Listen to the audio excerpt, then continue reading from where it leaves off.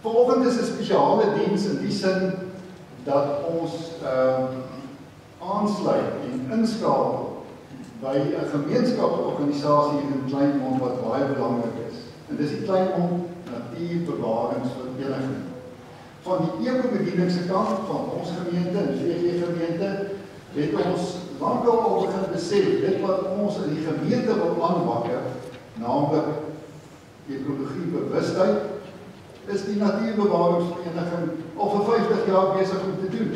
En daarom is dit so logiese handevat dat ons sê vir die Natuurbewaringsvereniging, ons ondersteun julle en hulle ondersteun ons ook. So dit is 'n wonderlike samewerking. Maar die ekobediening van ons gemeente wil graag ook erkenning gee aan mense wat in die omgewing en in ons dorp besondere sorg vir die omgewing gee.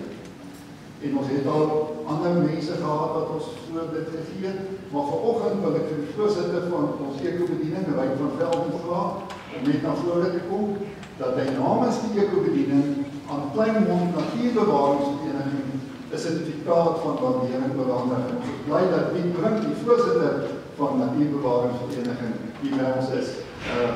Kom julle asseblief na vore.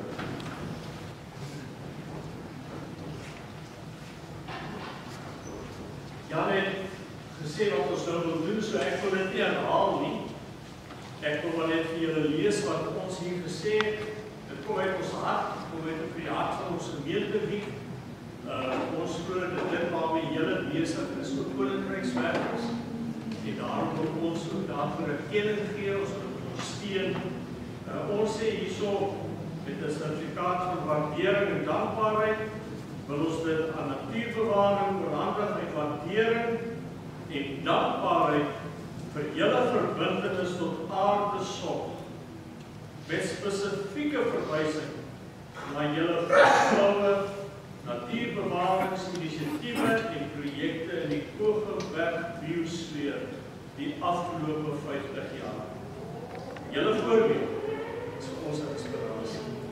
Baie dankie Wenke vir julle hele span en almal wat betrokke is met soveel. Mag die Here julle sien.